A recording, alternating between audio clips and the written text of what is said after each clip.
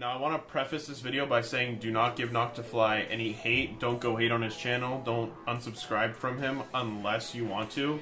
I'm not telling you to do anything. I'm simply here to present the facts and present the situation from my point of view as I was involved. Hey guys, today I'm going to be talking about NoctaFly and the whole situation, and I'll also be presenting every single piece of proof that goes against what NoctaFly has said, and basically just presenting everything in a factual manner. So, let's get into the first thing.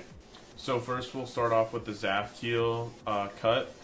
So explaining this very simply put, basically, with any background in the game, such as one in Zafkiel with landmarks in the background like a volcano or crater, whatever you want to call it, when you start a level, from what I've experienced from my testing, when you start a level, the background always starts in the same place. So say you started off playing Zafkiel, went to 70% or whatever, then you started from the beginning. From what I can tell, the background resets to how it was before.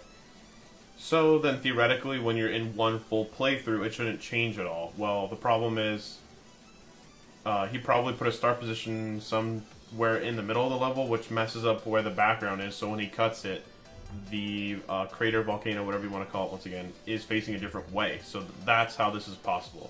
So there was obviously the definitive cut. He already confessed to this. So yeah. Alright, so our next piece of proof is in Sakupin Hell. This is a very old thing. But basically NoctaFly, so everyone who's actually played this game knows, when you're in a duel that is not two-player, both game modes must be controlled by one click. So if you click and one game mode's moving and the other isn't, it's implying that it's two-player. So yeah, so this is a problem. So at the end of Sakupin Hell, there's a duel where there's a UFO and a wave, and you can see when he's clicking in the wave, the UFO isn't making any movements. Now this was a huge controversy when this news first got out, but he has written it off as a bug. He actually said to me that it happened again. He might have recording on that, I'm not totally sure. He said that this bug happened to him once and one more time since this. Now here's the problem with what he's saying. I would like to believe him. The problem with NoctaFly is he has a history of hacking in the past. And the bad thing about this is, he is the only one, supposedly, to experience this bug 2 times out of every single player in Geometry Dash. No one else has experienced this. And it has to be the one guy who's already under attack. And he has a history of hacking. So guys, I don't really know if you can, so like, I guess you can sort of say this isn't definitive proof, but now guys, when you're the only one to experience a bug like this, a bug so big and groundbreaking that RobTop would definitely have to patch, like if one of the 2 game modes isn't working in duel, that's a huge thing. No one else has come out about this glitch or this bug even happening besides NoctaFly, and he said it's happened. I mean, what are the chances of it happening on his attempt of beating Sakupin Hell? You gotta think about the chances, the odds of that actually happening. The possibility of this being a real bug is so small, and I think NoctaFly is just writing it off as a bug so he can get pardoned for this. Now here's our next piece of proof. So this one is a little hard to grasp and follow, but basically what I want to explain is this. Look at these 2 screenshots. Both of these players completed Artificial Ascent on their first attempts. Now, I've gone through and looked through all of the other people who beat Artificial Ascent. Nobody has beaten it on their first attempt playthrough except for these 2. When you look at them, there's a noticeable jump difference between the 2. Now, you can write this off as, oh, he just did extra jumps. That's in fact what NoctaFly did. He said blasted some extra jumps. The problem with this is we've gone through, tested every single game mode. There's only a few that actually count as jumps when you click, which I believe are Ball, UFO, and Cube. And the thing is, one of the 2 only took 1 to 2 extra jumps, and the rest are just unknown, so we don't really know what's going on here, but there's something definitely suspicious happening. So I just want to let people know about that. Now we're going to get on to the next piece of proof. So, as everyone knows, NoctaFly quote-unquote completed Black Blizzard, although only like the last 50% of the video still exists. You can only see him going from 50 to 100. I do not understand how it's possible to lose half of a video file, guys. I just don't think it's actually possible.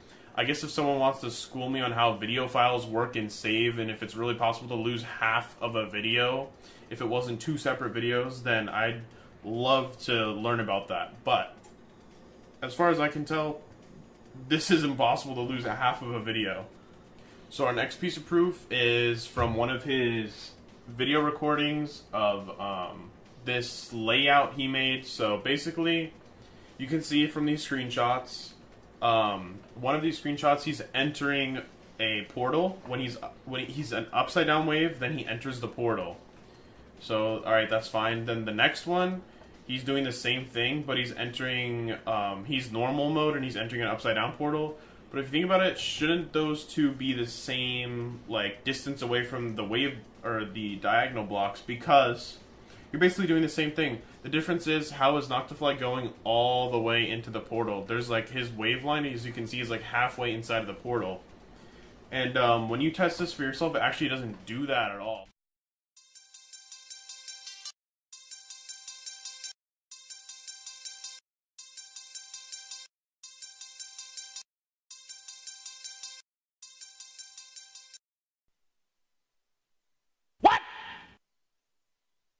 We think there is a blue jump pad inside of that gravity changer.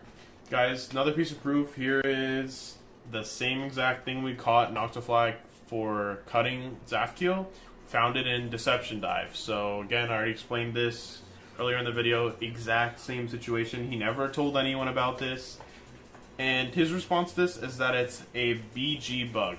Guys, he already came out about this being a cut in the Zafkiel video, admitted it, took himself off the list, banned himself from the list, and now he's saying that the same exact thing is happening in Deception Dive and it's a bug. So which one is it? He has inconsistencies. There's no explanation for this. And guys, here's one last piece of damning proof. Here you can see a screenshot from NoctaFly's stream. He's level progress on the Hell Factory 98%. Well guys, guess what? It's sort of impossible to get 98% on Hell Factory. We've tested it. The farthest you can die is actually 97. So yeah, it's just not possible to die at 98%. Now, if anyone can come up with an explanation as to why he died at 98%, I'd love to listen, but exiting the level at 98% doesn't actually kill you, so there's really not a possible way that he could have died at 98%.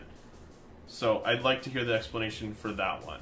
Well, thanks guys for watching. That's the end of the video. So I just want to explain again, this video is not attacking NoctaFly's character in any way. I'm just presenting the facts. I'm just giving you guys the rundown on what's going on, all the facts, everything presented to you in one video, so you can form your own opinion about this. So thanks for watching, guys. So I'll probably have some new videos coming soon, channel update videos, maybe PUBG videos, maybe one Geometry Dash video.